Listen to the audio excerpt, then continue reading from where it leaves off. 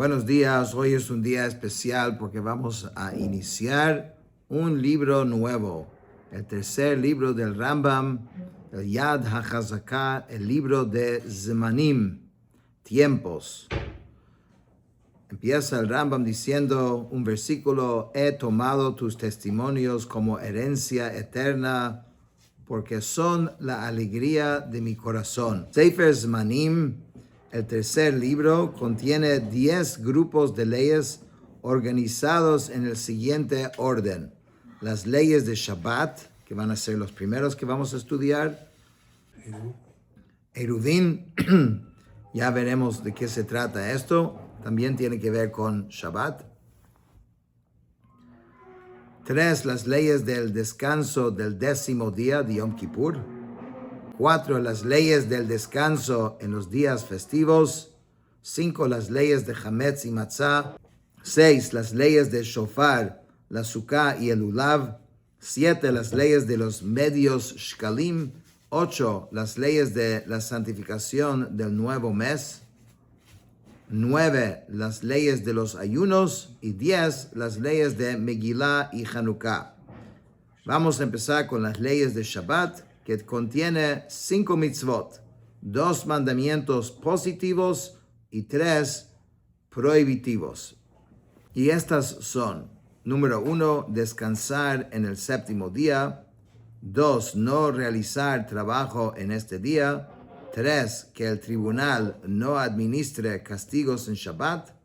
4, no salir más allá de los límites establecidos por la Torá en Shabbat. Y 5, santificar el día recordándolo. Estas mitzvot serán explicadas en los capítulos que siguen. ¿Ok? El primer capítulo 1. En este capítulo el Rambam va a introducir conceptos muy importantes que van a ser importantes para entender las leyes de Shabbat. Entre ellos vamos a entender la diferencia entre una prohibición de la Torá y una prohibición rabínica. Una prohibición de la Torá se llama Mideoraita o Midrabanan, de los rabinos. La diferencia entre una acción intencional y uno que no es intencional. Cuando una consecuencia indirecta está permitida. ¿Qué ocurre cuando el resultado prohibido es inevitable? ¿Qué se considera una labor constructiva o destructiva? Y cuando 2 personas compartiendo una acción son responsables o no. Entonces este capítulo va a ser como la gramática de las leyes de Shabbat. Y una vez que entendemos esto bien, entonces se vuelve más fácil de entender lo que viene después. Halajá 1. Descansar del trabajo en el 7º día cumple un mandamiento positivo, como dice en la Torá, y descansarás en el 7º día. Toda persona que realiza trabajo en este día anula un mandamiento positivo y además transgrede una prohibición, porque también la Torá dice: no harás en él ningún trabajo. Entonces tienes los dos lados. Por un lado tienes una mitzvah positivo, que es descansar, y el otro es negativo: no harás trabajo. ¿Cuál es la consecuencia para quien realiza trabajo en este día?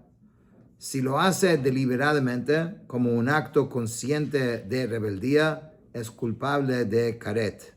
Si hubo testigos y advertencia previa, es castigado con skilá, lapidación.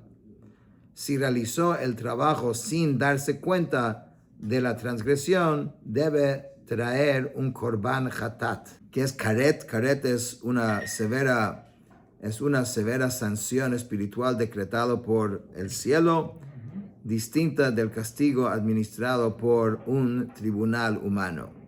Halajá 2. Siempre en las leyes de Shabbat, que se vemos la expresión Hayav, es culpable, la intención es que es culpable de karet. Si hubo testigos y advertencia previa, es culpable de lapidación. Y si realizó una acción sin darse cuenta de la transgresión, debe traer un sacrificio de hatat. Halajá 3. Siempre que vas a encontrar en estos halajot que dice está exento, es patur, la intención que está exento de karet, de lapidación y del sacrificio. Sin embargo, sigue estando prohibido realizar esta acción en Shabbat. En estos casos, la prohibición es de origen rabínico y fue establecido como protección para evitar llegar a realizar una melajá prohibida. Quien hace tal acto reciba makat mardut, azotes por conducta rebelde. Asimismo, cada vez que se diga no debe hacerse o está prohibido hacer esto en Shabbat, quien lo haga deliberadamente recibe azotes por conducta rebelde. Halajá 4. Siempre que se diga está permitido hacerlo, la intención es que se pueda hacer incluso desde un principio. Asimismo, que se diga no tiene obligación alguna o está completamente exento, la intención es que no reciba absolutamente ningún castigo por realizar este acto. Entonces, una cosa es patur. Patur significa exento de karet o de cualquier castigo. Y otra cosa es mutar. Mutar es que está permitido. Entonces hay que fijarse bien en los términos que se va a utilizar. Halajá 5. Está permitido realizar en Shabbat una acción permitida, aunque sea posible, pero no completamente seguro que como consecuencia de ella se realiza una labor prohibida, siempre que la persona no tenga la intención de realizar esta labor. Entonces, él va a explicar esto.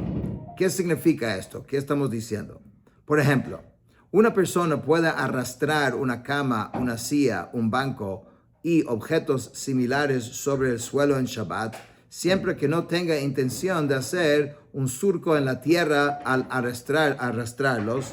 Por lo tanto, incluso si terminó haciendo un surco, no tiene importancia porque eso no era su intención. Asimismo, una persona puede caminar sobre hierba en Shabbat siempre que no tenga intención de arrancarla. Por eso, aunque eventualmente se arranque, no tiene importancia. Asimismo, una persona puede frotar sobre sus manos hierbas molidas y cosas similares siempre que no tenga intención de arrancarse el cabello. Por lo tanto, si el cabello se desprende, no tiene importancia. Basado en el mismo principio, se puede entrar por un espacio angosto en Shabbat, aunque al hacerlo se desprenden partes de la pared. Y del mismo modo, toda acción similar está permitida siempre que uno no tenga intención de producir estas consecuencias. Entonces, no fue tu intención, entonces no es problema. Entonces, esto se llama, en el lenguaje de la halajá, davar she'eino mitkaven, una consecuencia prohibida no intencional. Importante recordar esto, porque como siempre el Rambam va a ir explicando hasta dónde llega esa, digamos, comodín, ¿no? Siempre dice algo y después lo califica después. Halajá 6, sin embargo, cuando una persona realiza una acción que inevitablemente causará una labor prohibida, es culpable aunque no haya tenido intención de realizar esa labor. ¿Qué significa eso? Una persona necesita la cabeza de un ave para jugar con un niño. Imagínate el juego, ¿no? Y por eso le corta la cabeza en Shabbat. Aunque su intención no era matar el ave, obviamente aquí es culpable. Pues es imposible cortar la cabeza de un ser vivo y que éste continúa viviendo. Su muerte ocurrió necesariamente por esta acción, por ello es culpable. Lo mismo aplica en todos los casos similares. Eso se llama psik reisha. ¿Acaso se puede cortar la cabeza y no muera? Si el resultado prohibido es inevitable, se considera responsabilidad plena. Entonces, hay una distinción importante aquí. Si caminas por la hierba, no necesariamente vas a arrancar, pero puede ser que lo vayas a arrancar, no hay problema. ¿Ok? Pero si es algo que a juro va a pasar, entonces no se puede hacer. Ahora, el ejemplo es un poco gráfico y digamos, un poco shock, ¿no? Sí, ¿no? Primeramente, no sé exactamente a qué juego se refiere el Rambam, pero yo creo que simplemente es un ejemplo que es muy claro el punto, ¿no? Sí. Entonces está útil, a veces se usa un extremo para que uno entienda la idea. Porque no solamente es un ejemplo, sino de ahí se agarró todo el concepto que se llama Psik Reisha Velo Yamut. ¿Es acaso que se puede cortar la cabeza y no muera? Entonces cualquier cosa, cualquier acción que cae bajo esa categoría, no importa si fue tu intención o no, no puedes hacerlo. Toda persona, halajá 7, toda persona que realiza una labor prohibida, aunque no necesita la labor misma que realizó, es culpable por su acción. ¿Qué significa esto? Una persona apagó una lámpara porque necesitaba salvar el aceite, la mecha o el recipiente de barro para que no se destruyeran o quemaran. Como tuvo intención de apagar la lámpara, aunque no lo hizo para el propósito normal de apagar, sino solamente para preservar el aceite, la mecha o recipiente, es culpable. ¿Ve? Aquí hay otra diferencia. Aquí no fue tu intención no es lo que tú querías. No querías apagar una lámpara. Lo que tú querías era cuidar el aceite, ¿no? Eso no cuenta porque apagaste la lámpara. Entonces nos está mostrando hasta dónde llega esta idea de davar she'eino mitkaven. Eino mitkaven, pero estás haciendo, eso es más similar al caso anterior de cortar una cabeza y que no se muera. Asimismo, una persona que mueve una espina 4 amot en dominio público o apaga un carbón encendido para que la gente no se lastime, es culpable, aunque el propósito normal de apagar el carbón o mover la espina no le interesa y su única intención es evitar daños, sigue siendo culpable. Lo mismo aplica en todos los casos similares. Halajá 8, siempre que una persona tuvo intención de realizar una labor prohibida y terminó realizando otra labor prohibida distinta por la cual no tenía intención, está exento porque su intención no se concretó. ¿Qué significa esto? Una persona lanzó una piedra o disparó una flecha contra otra persona o un animal con intención de matarlos.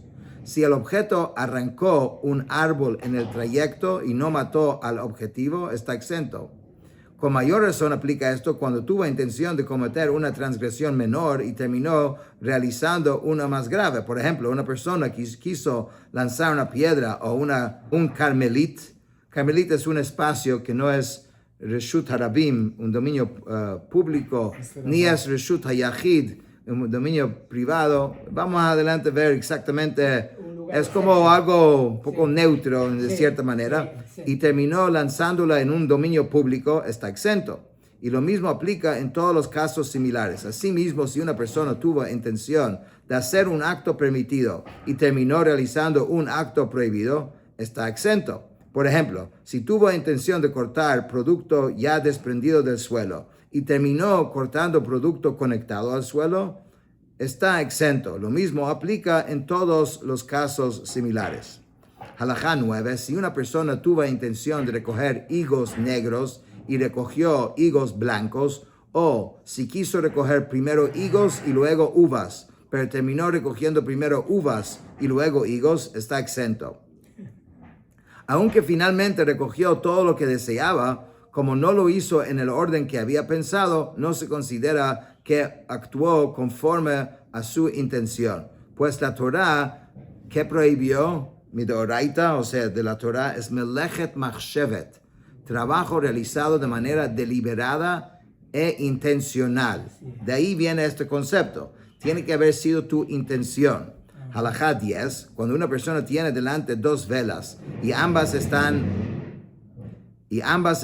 encendidas o ambas apagadas, y quiso encender o apagar una de ellas, pero terminó encendiendo o apagando la otra, es culpable porque realizó la labor prohibida que tenía intención de realizar. No fue con la vela que quiso, pero fue la acción. ¿A qué se compara esto? A una persona que quiso arrancar un higo y arrancó otro, o quiso matar a un ser vivo y terminó matando otro. Es culpable porque realizó la labor prohibida que pensaba hacer. Halajá 11, sin embargo, hay un caso en el que queda exento. Cuando había delante de él dos velas, una encendida y una apagada. Su intención era primero encender la apagada y después apagar la encendida. Pero el orden se invirtió y terminó primero apagando y luego encendiendo. Entonces, en este caso, está exento. Recuérdate, exento no significa que es permitido, no es permitido. El Rambam ya nos dijo de antemano, exento significa que no hay el castigo. Pero si apagó una y encendió la otra en un mismo movimiento, es culpable. Aunque no encendió la segunda antes de apagar la primera, no hubo interrupción entre ambas acciones y se consideran simultáneas. Lo mismo aplica en todos los casos similares y toda persona que realiza una labor prohibida casualmente sin intención específica está exenta. Halajá 12, cuando una persona tuvo intención de realizar una labor prohibida y terminó haciéndola de manera más efectiva de lo planeado, es culpable. Pero si la realizó de una manera menos efectiva de lo planeado, está exento. ¿Qué quiere decir esto? Una persona quiso cargar un objeto detrás de sí y terminó llevándolo delante de sí. Es culpable porque terminó protegiendo mejor de lo que había pensado. Pero si quiso llevarlo delante y terminó detrás, está exento porque terminó protegiendo menos de lo planeado. Lo mismo aplica en todos los casos similares. Ninguna de estas cosas se puede hacer en Shabbat. Solamente te está diciendo de que eso está exento porque, como dijimos, tiene que ser Melechet Machshevet, tienes que realizar lo que tú saliste a hacer. Halajá 13, una persona que transfiere un objeto de un dominio a otro es culpable en el siguiente caso. Llevaba un cinturón y colocó una carga que normalmente se transporta así entre su cuerpo y su ropa. Que la carga estuviera delante o se moviera detrás mientras la llevaba, es culpable porque es normal que cambie de posición. La persona va como cambiando y ajustando su posición. Entonces es culpable. Halajá 14, siempre que una persona quiso realizar una labor prohibida en Shabbat, comenzó a realizarla y completó la cantidad mínima necesaria para ser culpable, es culpable aunque no haya terminado toda la tarea que pretendía hacer. Por ejemplo, una persona quiso escribir una carta o un contrato en Shabbat, cosa que no se puede, obviamente. No decimos que queda exento hasta terminar toda la carta o contrato, que eso fue su melajá que él quiso hacer. Más bien, apenas escribe 2 letras, ya es culpable. Asimismo, una persona quiso tejer una prenda completa, es culpable apenas teje 2 hilos. Aunque su intención era completar toda la prenda, es culpable porque realizó deliberadamente la cantidad mínima de trabajo necesaria para generar responsabilidad. Lo mismo aplica en todos los casos similares. Halajá 15. Siempre que 2 personas participan en una labor prohibida, que una sola persona podría haber realizado por sí misma, ambas están exentas. Esto aplica tanto, número 1, si hizo parte de la labor y la otra completó el resto, o como si ambos realizaron juntas toda la labor desde el principio al final. Por ejemplo, ambas sostuvieron una pluma y escribieron, o ambas sostuvieron un pan y lo transportaron de un dominio a otro. Halajá 16, sin embargo, cuando una sola persona no puede realizar la labor prohibida por sí sola y necesita asociarse con otros, todos los participantes son culpables. Por ejemplo, 2 personas sostuvieron una viga y la llevaron al dominio público. Como ninguna tenía fuerza suficiente para hacerlo sola, y ambas hicieron la labor juntos desde el principio al final, ambas son culpables. La cantidad mínima para ser culpables es la misma que para una sola persona. Y si uno de ellos sí tenía fuerza suficiente para llevar la viga solo, pero el otro no, entonces el fuerte es culpable. El otro es considerado solamente alguien que ayuda y quien simplemente ayuda de esta manera está completamente exento. Los dos están haciéndolo, pero como uno es fuerte y podía haberlo hecho solo, entonces es culpable, el otro no. Lo mismo aplica en todos los casos similares. Casi terminamos. Halajá 17, siempre que una labor prohibida se realiza de manera destructiva, la persona está exenta. ¿Qué significa eso? Una persona que hiera a otra persona, a un animal destructivamente, rompe ropa, quiebra utensilios con intención destructiva, está exenta. Asimismo, quien cava un hoyo solamente porque necesita la tierra del interior, se considera que hizo una labor destructiva y está exento. Aunque realizó una labor prohibida, como su intención fue destructiva, entonces queda exento. Halajá 18. Cuando una persona realiza una acción destructiva con el propósito de llegar a una acción constructiva, es culpable. Por ejemplo, quien destruye una construcción para levantar a otro en su lugar, quien borra para escribir nuevamente, quien cava un hoyo para colocar ahí cimientos. Entonces, todos estos casos es como construcción. Aunque es destrucción, pero tu idea era construir, ¿no?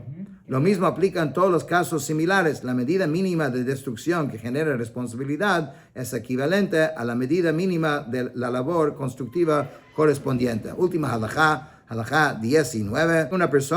Siempre que una persona realiza una labor prohibida, parcialmente sin intención y parcialmente deliberadamente, está exenta. Esto aplica tanto si comenzó deliberadamente y terminó sin intención, como si comenzó sin intención y terminó deliberadamente. La obligación de karet existe únicamente cuando toda la cantidad mínima de la labor prohibida fue realizada deliberadamente desde el principio hasta el final. En tal caso, si hubo testigos y advertencia previa, sería culpable de lapidación. Y la obligación de traer un sacrificio fijo existe únicamente cuando toda la cantidad mínima de la labor fue realizada sin intención desde el principio hasta el final. Con esto terminamos el primer capítulo.